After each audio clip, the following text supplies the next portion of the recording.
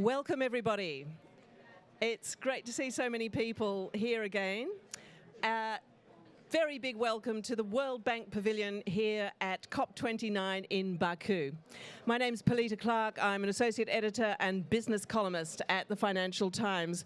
And I might just add a former aviation reporter. So I've spent many, many years being very interested in the topic we are going to discuss, which is it has a very provocative title, The Urgent Need for a Global Carbon Tax on Aviation and Shipping. And I have to say, in all the years I've been coming to COPs, this has been an idea that has floated around pretty much from the get-go and has got almost nowhere until very recently. But that has started to change, as you're about to hear. There's a lot more interest in the topic and a lot more bodies have been set up to look at it. In fact, we have people here who are doing exactly that. So, we have an excellent panel of experts here to talk about it. Ruud de Mooij is the Deputy Director of the Fiscal Affairs Department at the IMF, where he used to head the Tax Policy Division. Mari Owens-Thompson is the Chief Economist and Head of Sustainability at the airline trade body IATA, the International Air Transport Association. And then to Mari's right, we have Morten Bo Christiansen, who's the head of the energy transition at Denmark's Mærsk shipping line.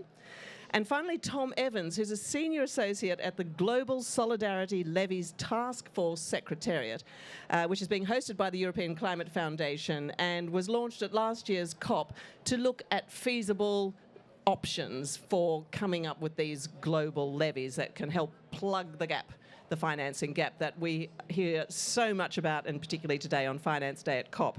So let me start off with you, Ruud. The IMF has just done a report, actually, that's looked at this very issue. I wonder if you can just tell us, what are the highlights? What's it actually found about the idea of these global carbon levies? Very good, thank you. So the report basically emphasizes two things. It addresses the issue from the perspective of decarbonization, but also from the perspective of mobilizing revenue. So let me start with the decarbonization, just for the sake of understanding some of the context. The international aviation sector is responsible for about 1.5% of global emissions, and the international maritime sector for about 2% of global emissions. Is this better? Okay, thank you. So these are international sectors, so they're not easy to allocate to specific countries, so therefore they're not part of the NDCs, the nationally determined contributions. But fortunately, we have an initiative by the international organizations, the ICAO and the IMO, for net zero emissions by 2050 from these sectors. So this is an important development. And the IMO also has intermediate targets for 2030. Sorry, probably everybody does know the IMO is the International Maritime Organization, the UN body, and ICAO is the UN aviation equivalent of that. Because we're going to hear more about them. Thank you very much. Yeah.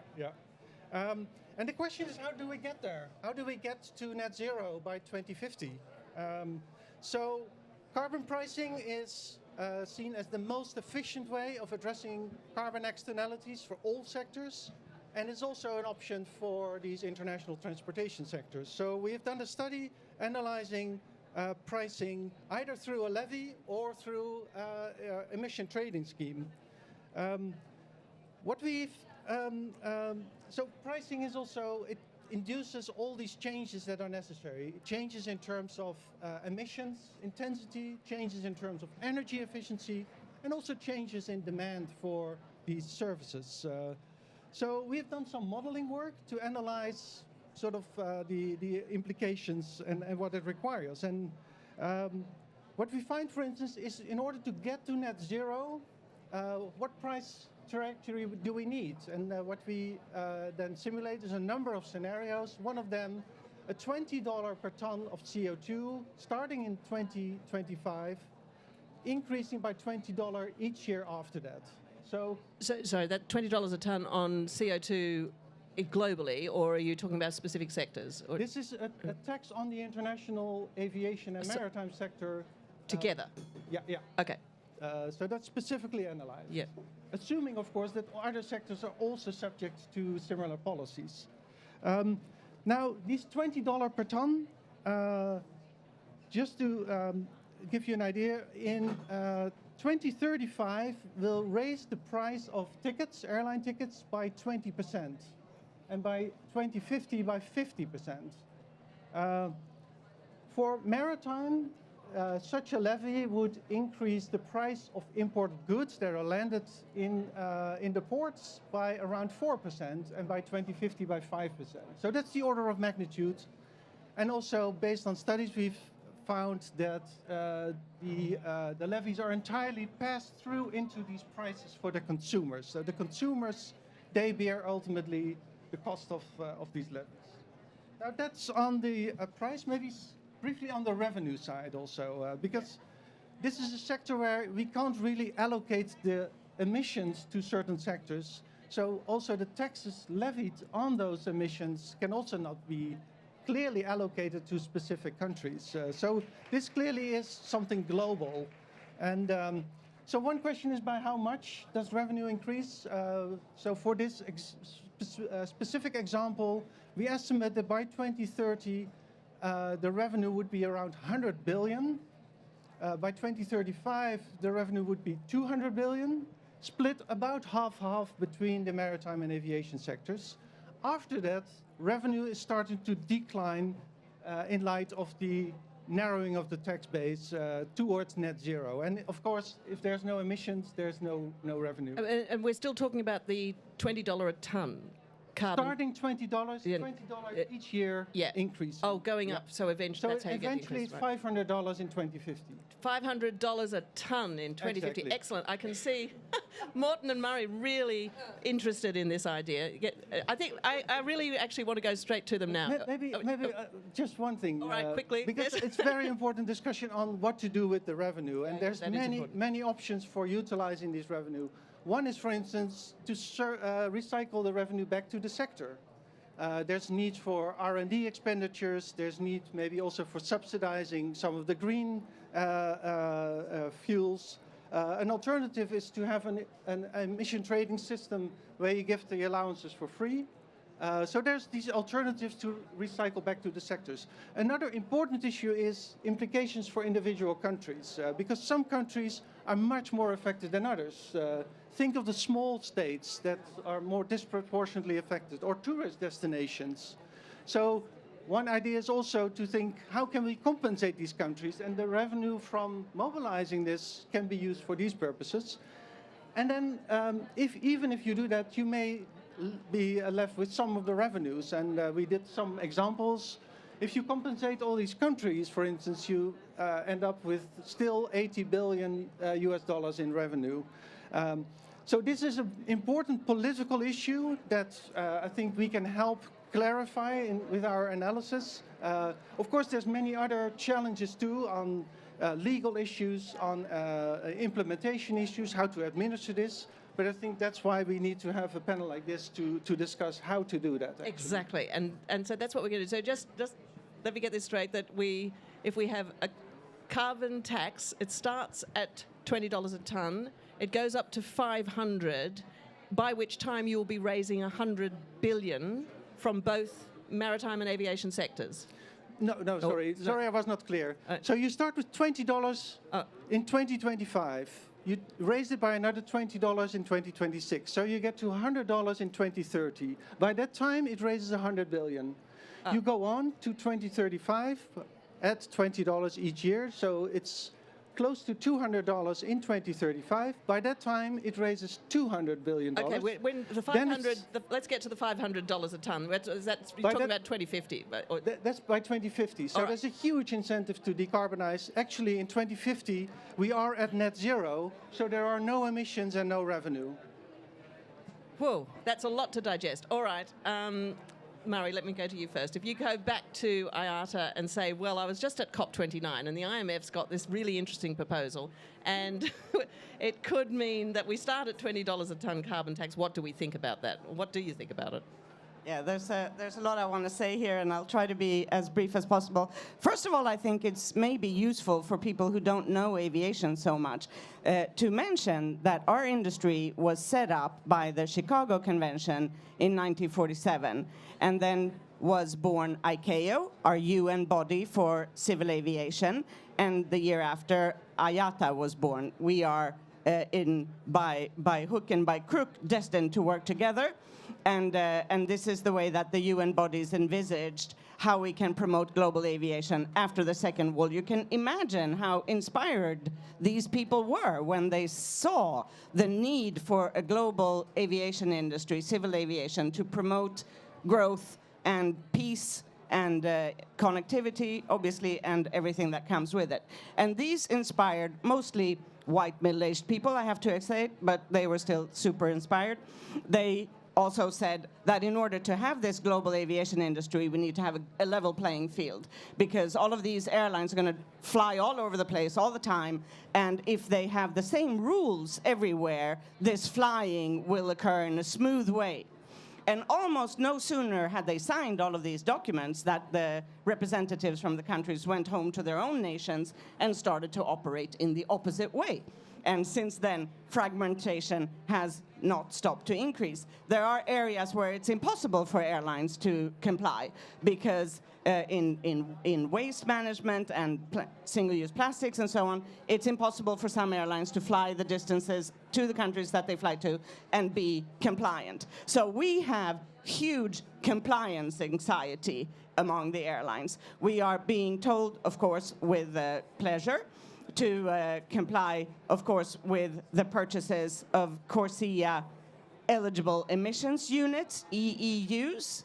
But today, the countries that put these obligations upon us are not yet. We hope that we are encouraging them enough. They are currently not releasing these EEUs for our purchase. There is not enough of them. For us, it's an obligation. For them, it's an optionality. What do we do other than come here and try to make friends and encourage everybody to release these things for aviation? SAF is the other thing, sustainable aviation fuel. It basically does not exist today, counter to whatever you might think, yeah? There's maybe 1 million tons being produced this year, and that's less than 1% of our total fuel consumption. And we will need 512 million tons of this stuff in 2050. It's basically a factor of 1,000, yeah? This is a huge problem. So if you put a tax on us today and say, oh, we're going to tax these guys, make them fly on sustainable aviation fuel, and that will decarbonize them, well, not possible, yeah? So this is another situation where we are being told to use SAF, but we are not being given the tools to comply. That's outrageous. Now, that was my first point. Yeah, well, just to interrupt a bit and say that one of the points that Ruud's making is that you might be able to actually take the proceeds of this tax, and you might be able to therefore help to encourage greater use of sustainable aviation fuel, I think is probably one of the points. Oh, I'm thrilled if I can say a few things about tax policy and policy making and design in general. I think that it's very often the case that policymakers have too many policy objectives and too few tools. Yeah, they try to do too many things with the same tool. And there's often a lack of formulated actual policy objective per tool. If we are raising money, yeah, I would say, let's raise money from the people who have money. So this is my other problem, yeah? I have profit margin envy. We have 3% net profit margins in our industry, 3%. Our annual profit is 31 billion. That equates to 1/4 profit of any one single oil company that you can find on the market today, yeah? That's our total industry annual profit. So if I want to tax people for revenue, I certainly would not necessarily look at this industry. Okay, that's a really interesting point, actually. So just to summarize then, my strong sense is that the airline industry is not really keen on a global carbon tax being imposed on it for all sorts of reasons. And your fundamental point is, why not go after the much bigger, richer, more profitable fossil fuel companies who are producing this? Yes. Okay, so very... May I just say one more thing? I'm sorry I'm interrupting you, but I have to say that all of these countries present here today are all subsidizing fossil fuel. They are the fossil fuel consumption subsidies amount to about 6 trillion according to the IMF. And the fossil fuel production subsidies straight into the hands of the oil companies, straight into their hands, is about 1 trillion a year. So with simply that latter part, we could finance our whole energy transition in 4 to 7 years. Okay. All right, great. Morten, over to shipping. Where I know you can't speak for the entire industry, but Mærsk is an enormous company, a huge player, and you've also done some extremely interesting things when it comes to green shipping, and got pioneering green shipping lines, and you've been buying these green methanol ships. But when it comes to the idea of confronting a global maritime tax of some sort, what do you think the industry is likely to respond, or how is the industry likely to respond? I think I can, of course, only talk squarely on behalf of my own company, but at least my sentiment is that actually the shipping industry is actually quite ready for it, actually asking for it. I don't know if the model you presented, there's at least one member of the IMO Secretariat in the room, and I don't know how many notes he was taking. A lot, but there is actually some proposals on the table, several actually, that could work for shipping. But maybe if I can be allowed a slightly longer answer, it's always good to take a step back and look at the problem you're trying to solve. And if we want to decarbonize shipping, there are basically two levers. The one is efficiencies, and we shouldn't forget about that, because the greenest fuel you can burn is the fuel you don't burn. And it's also what's going to drive further deflation of freight rates, is that we keep taking cost out. You know, today we spend less than half the fuel moving a container than we did in 2008. And we will keep driving these things. So I think let's not forget about that. Then the other element is the green fuels. And there I would argue that for shipping at least, the problem is very simple. It's affordability. The assets are there. There are hundreds of ships on order, some already in the market that can burn various green fuel vectors. We have now 6 methanol-enabled ships on the water. We have 19 more. In total, there are almost 200 on order across the industry. So the hardware is there. There's plenty of potential demand. I would also argue, I don't know so much about SAF, but in terms of green methanol, we have a huge pipeline of projects, all waiting to FID. And the one thing they're looking for is a long-term off-taker with a fat balance sheet. Then they FID, and then the stuff gets done. And we have done, I think you mentioned, we have done a couple of those. We have 3 long-term off-take agreements for green methanol already. We have done that with more risk appetite than we normally operate, because these things are 2 to 3 times more expensive than fossil. So we don't have any certainty that cost will be recovered. But you know, we feel an obligation. We have a large balance sheet, so we've done that. But I think that's actually what's holding most back, is that they really want to do this, but it's too risky, because you don't know if you can recover your cost. And shipping is a commodity industry, so we also don't have we have a few good years every now and again, but on average, it's actually a pretty low margin industry. So the way to solve this affordability issue, because if you actually translate it to the end consumer, it's very small amounts. It is really the fact that we are a regulated industry under the IMO. And as we speak, there's actually a lot of work going on, concrete proposals on the table, several proposals that in the right implementation can work. And one way is, of course, to put a tax so that you make fossil fuel as expensive as green fuels. But there are also other ways you can do it, actually, where you actually try and make the green fuels as cheap as the fossil. Because I think we also have an obligation not to drive unnecessary inflation in our industry. So as much as I think $500 it sounds, then I can buy a lot of green fuel at least. I don't think it's feasible to do like that, because it's going to impact, basically, it's going to inflate global trade, and, right, and so some can afford that, others cannot. Well, what do you think is feasible? What is likely to emerge from the IMO process, do you think?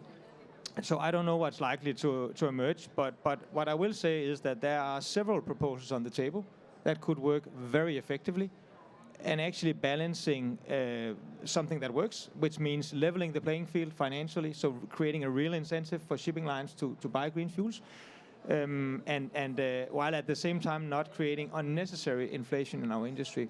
And it's both a levy, or we don't call it a tax, we call it a levy, but it's actually also a fuel standard.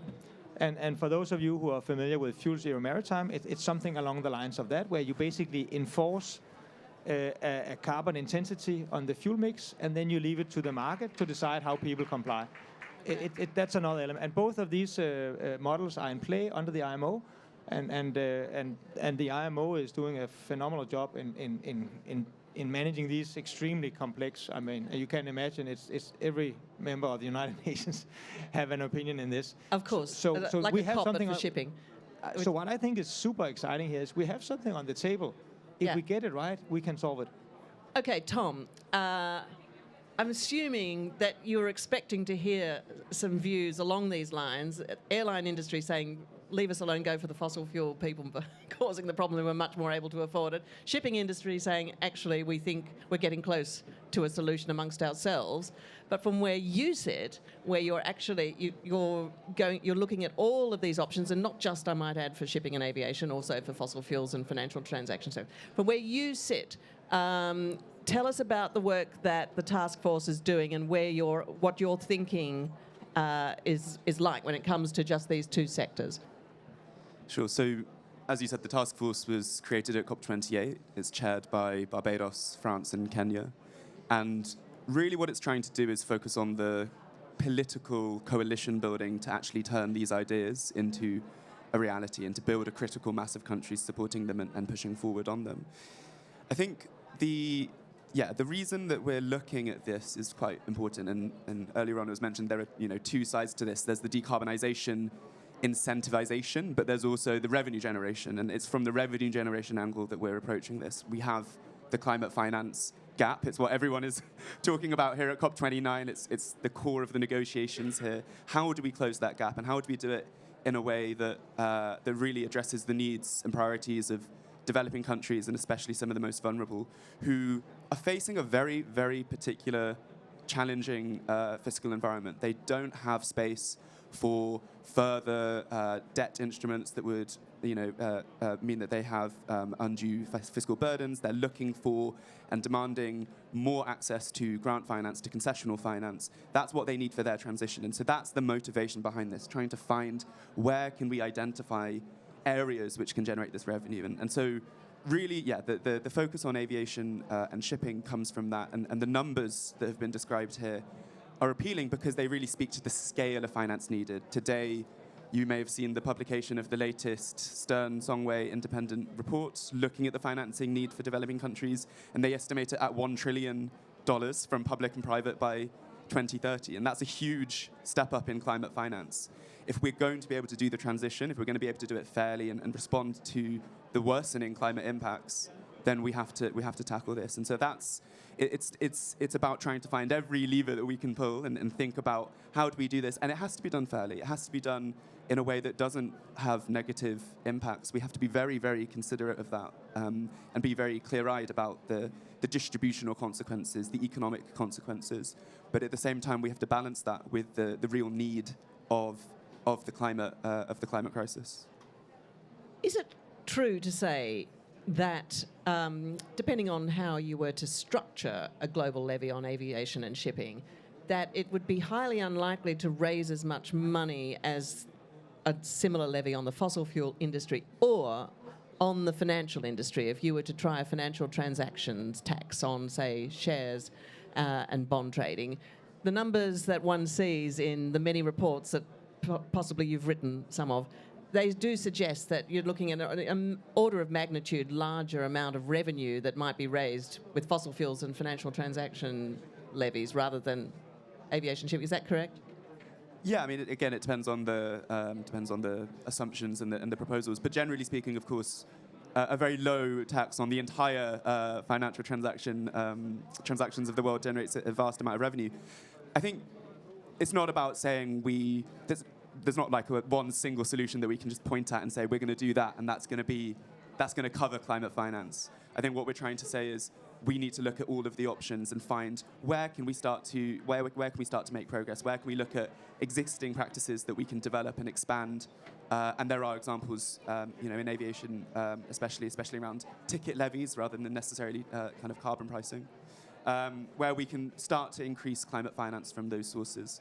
There'd be ticket levies, like, for example, the UK already has and has just increased, but the revenue doesn't go anywhere near climate finance. Right, and it's important that we try and find ways that we can make sure that that's connected, that we're saying these sources of revenues, which often come from polluting industries, and they might be small shares of global emissions, but they're still shares of global emissions, often larger than tons of countries combined.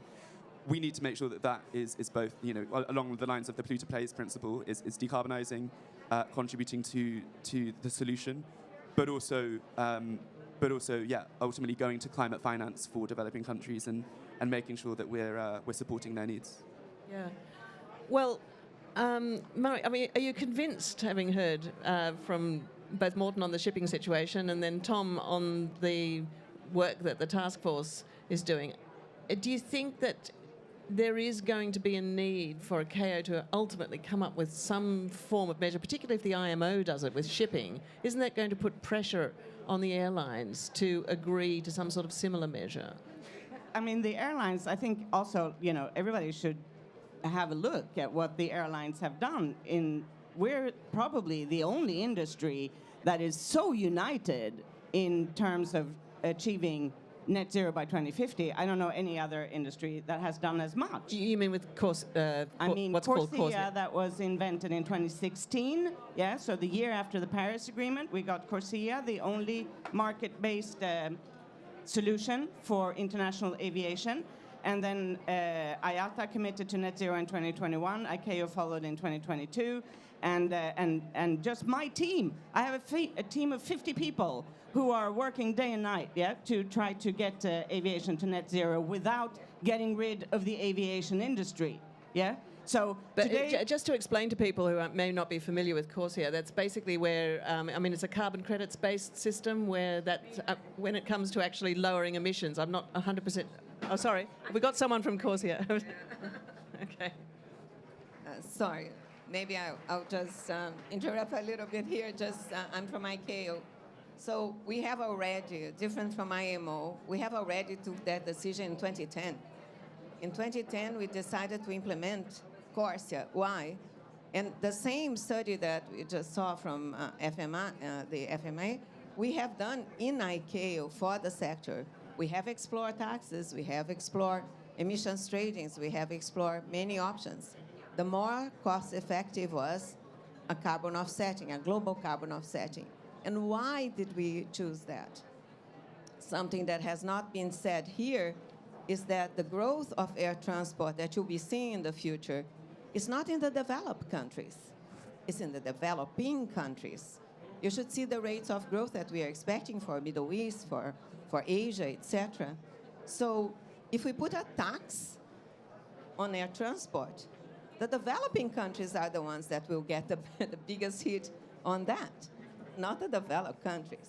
But can I while we are doing interrupt? CORSIA, while we are doing CORSIA, what did we do? It's an offsetting, and the growth rates will then not be attached to each of the countries, but will be spread. So the offsetting spreads, and the growth rates, they are not expected to pay for the growth rates because others have a mature market. So that's the difference why we have not chosen a tax, would not go back, was not the most effective, and affected more the developing countries. Same thing when we talk, I heard adaptation as well. Yeah, before we get on to adaptation, I'd just like to ask you, please, if we could address the reasons that people are looking at a global aviation levy, which is, number one, to raise revenue, and number two, to lower emissions. Now, can you tell us what has CORSIA achieved in both of those areas so far? So we are the only sector that will not continue to peak and start to reduce. We already have a target for 2030 to reduce international aviation effectively through clean energy of 5% reductions of CO2 through clean energy. That means 6.7% of our fuel will have to be clean fuels. You heard her saying, right now we have 1, and the price gap is 2 to 4. So we will have to raise the revenue right now and accelerate okay, so money to you're do confident that you are going to be able to have a sizable reduction in emissions from this carbon offset scheme that ICAO has come up with eventually, even though to date, even though it was introduced in which year again? 2019 was effective. 2019, right, yes. okay. We have, and then you had the pandemic and things. Okay, all right, so I'm going to ask Tom. I'm going to put you in the hot seat. There's the ICAO view. They've done their bit. They don't need to be. You don't need to be looking at a new global levy. They've already got their own system.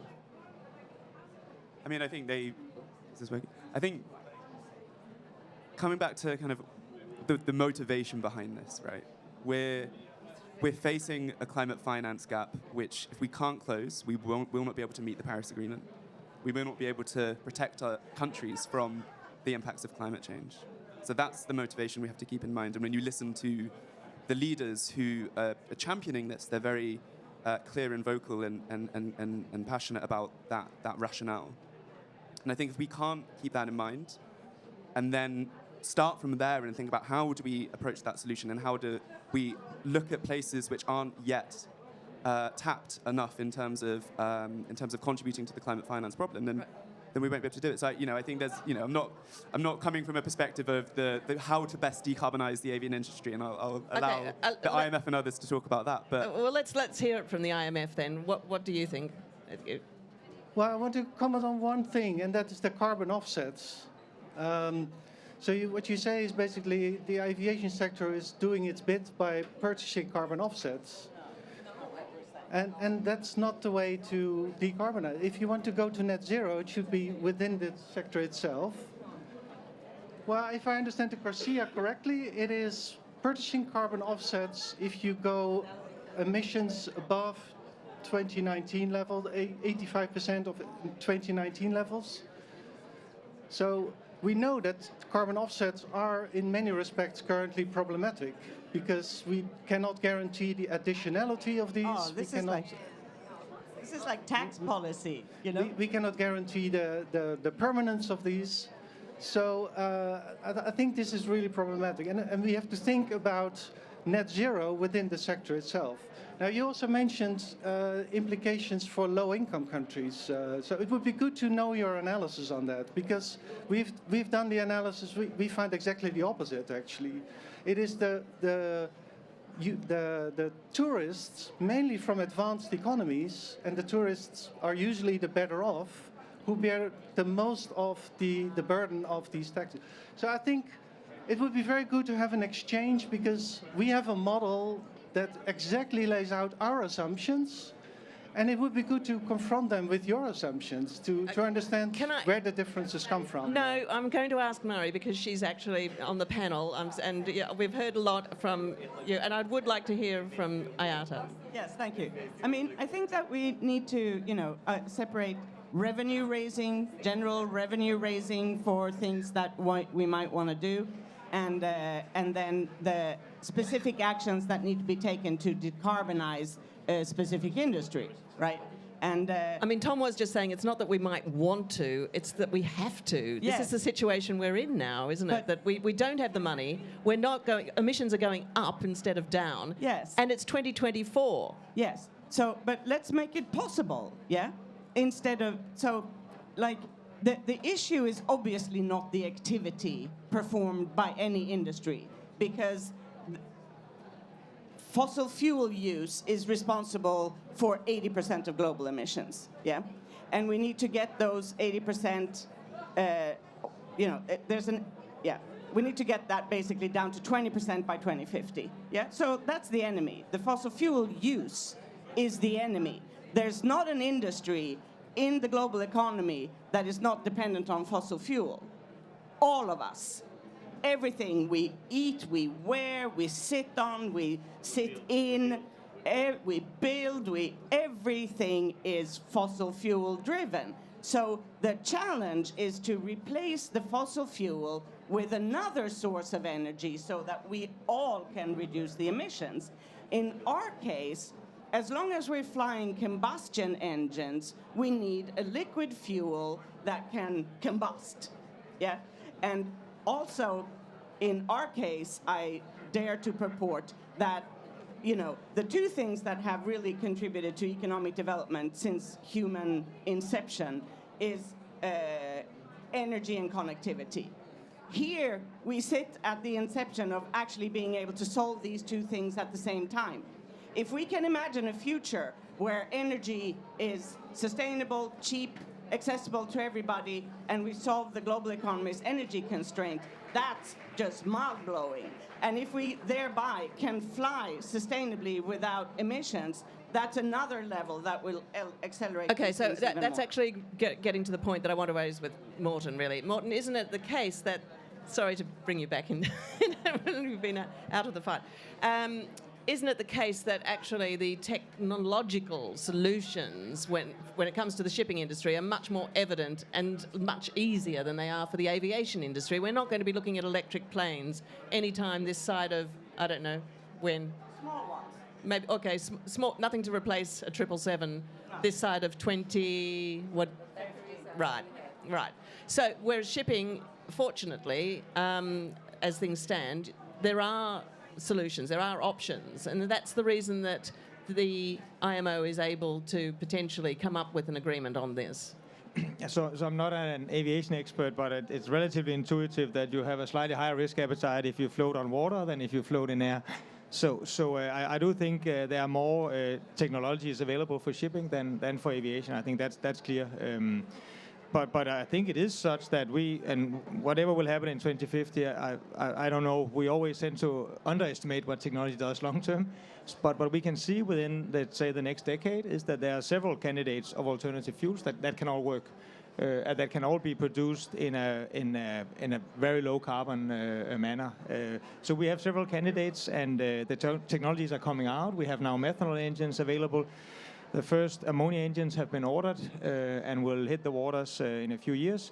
And there will be some challenges with that, but we will work our way through that as an industry. So again, for us, it's an affordability issue. Right. And, okay. and if the demand is there, supply will follow. Okay, that's interesting. So Tom, let's just talk through the politics of this a little bit. Your task force is going to be reporting, I think, around the middle of next year, or sometime next year anyway. Yeah, so the task force will be developing proposals over the next few months and looking into and building on a lot of the existing work that's taken place and work of the IMF and others. And we have an expert group who support that. And we'll be launching those proposals with coalitions of countries backing them over the next year. The Financing for Development Summit next summer in Seville will be a really key moment for the climate finance and development finance community to be talking about this. And we have the idea of, by COP30, really building the political coalitions of the willing who can champion these ideas for aviation shipping, but also, as you say, for financial transaction tax and fossil extraction and other levies. So does that mean that this time next year in Brazil, we could have a coalition of countries that wants an aviation tax, another coalition that wants shipping, another lot that might want a billionaires tax, which is popular some places and less so elsewhere, and another one for financial transactions. Is that perhaps what might happen? I think that's the aim. I'd say for some of this, I mean, on the IMO, there's a very mature and existing process on the negotiation of a levy, and so we wouldn't necessarily replicate that. But certainly on ideas around, the aviation levy, or the fossil fuel levy and the financial transaction tax, we would want to see countries and groups of the willing trying to push forward these proposals. And it's not necessarily that countries will be ready to fully implement all of these measures overnight. We understand it's a very difficult process which will require dialogue, engagement. It will require working with other multilateral processes, and there's an array of other existing processes around this. So as you say, it's having the coalitions of the willing, who's really willing to push what is possible. And one thing I often reflect on is everyone in the climate finance space calls this innovative finance, what we're talking about here. And everyone who says that also immediately says There's nothing innovative about these ideas. We've actually had these ideas on the table for decades. Yeah, but I mean... the innovation is the political will, and that's what the Right. coalition is working on. Yeah, because, I mean, one thing we haven't managed to touch on, and we've got about 4 minutes left, is the fact that some countries already have carbon pricing for aviation and shipping. Yes, the EU ETS, as you mentioned. So it's not as if it's completely radical, but beyond the EU, who knows what exists beyond the EU when it comes to just aviation and shipping taxes? Is there anything much out there in the rest of the world? No, but I think actually that what we have in the EU is a case in point that it works. When you look at what is called the fuel zero maritime, when you go into the 30s, you're disincentivized to burn any fossil fuel. It's simply too expensive. And I think, again, I'm not an aviation expert, but you can make kerosene from methanol. So the same fuel we use in the ships can be turned into aviation fuel. So I would argue that at least to some extent, it's also an affordability issue for the airline industry. So I guess what we are hoping is that we will get to a good result in shipping. And maybe then that can serve as an inspiration for other industries to do something similar, which is effective and does not sort of destroy the industry, as you said, because that doesn't serve anyone. It's really about solving this affordability issue, because technology really, it really isn't a hindrance. Yeah. Yeah, sorry, thank you. Just to, about policy and policy objectives and what we're trying to do, yeah? So in economic policy, classically speaking, whatever you tax shrinks, yeah? Whatever you incentivize grows.